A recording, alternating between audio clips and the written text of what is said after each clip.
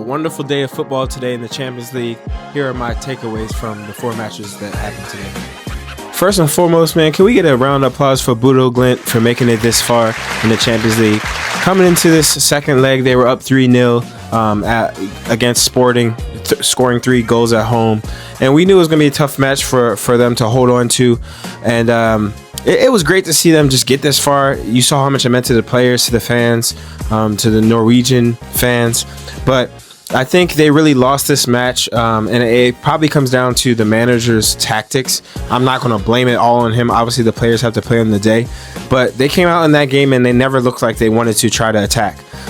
They wanted to try to protect that 3-goal lead the whole time. And when you're playing against a team that's better than you, you can't just sit back and let them, take the game to you. And that's exactly what they did. Sporting controlled the game from the beginning to the end. And they ended up giving 5 goals, 3 in regular time, then 2 in extra time.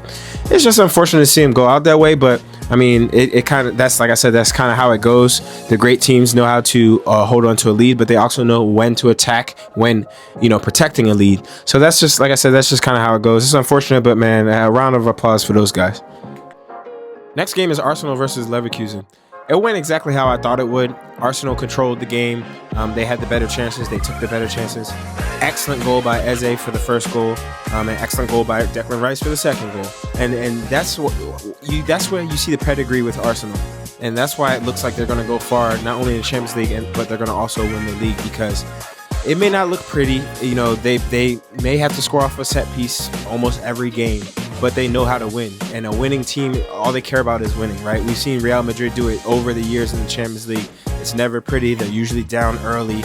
But, having that championship mentality and having that great coaching by Mikel Arteta, and then the players just understand what the journey is, what the vision is. And it was a professional game by them today against Leverkusen. Leverkusen is a great team, but at the end of the day, Arsenal just had too much for them. And, they're going on to the next round. So it's exactly what I thought it would be. The next match of the day was Chelsea versus PSG. I'm not a Chelsea fan, but I am actually severely disappointed by how they came out at home against PSG. I mean, PSG scores 2 goals in 15 minutes, and then PSG looked like they were the ones chasing the game. Mind you, Chelsea was down 5-2 coming into this game, coming back home. They have excellent players all over the pitch. Quality players that are, top notch, are going to play for their national teams this summer.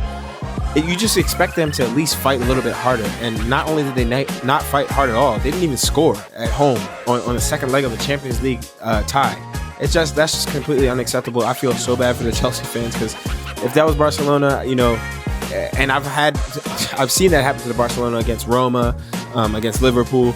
And on that second leg, you just want your team to show up and really, take it to their team. But most of the time that Barcelona on their second leg gave up leads like that, they were going to the away stadium. Chelsea was coming home, and it looked like they just were not ready for the challenge.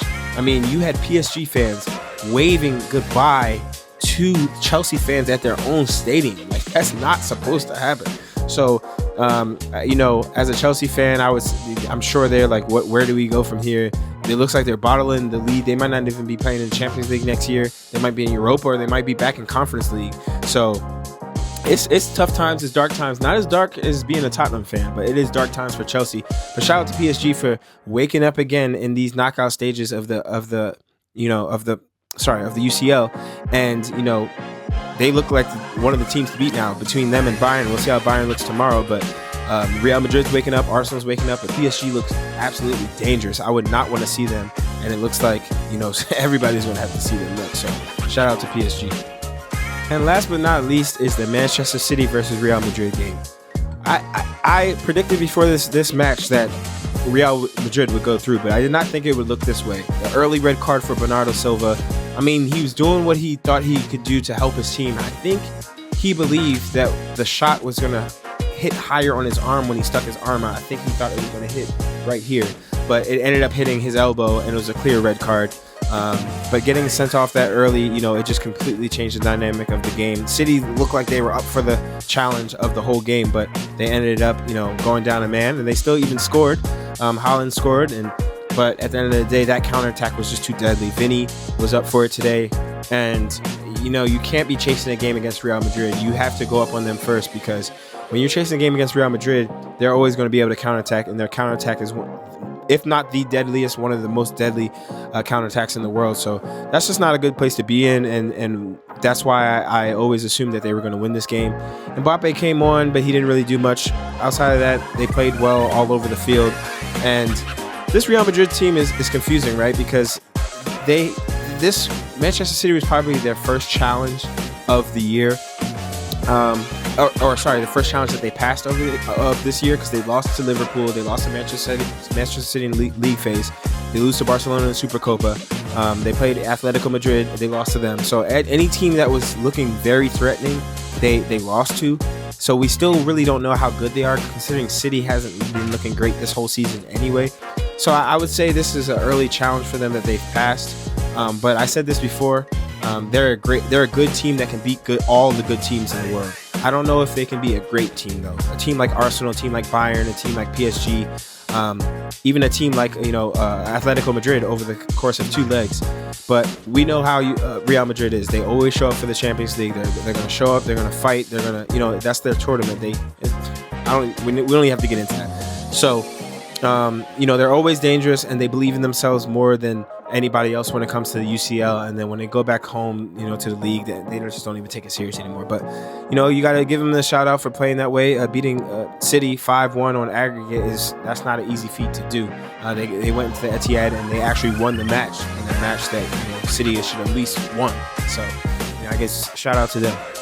Make sure you guys like this video and subscribe to the page for more. I'll be doing another review for the matches tomorrow, and I'll be doing a review for my top 5 matches over the weekend as well.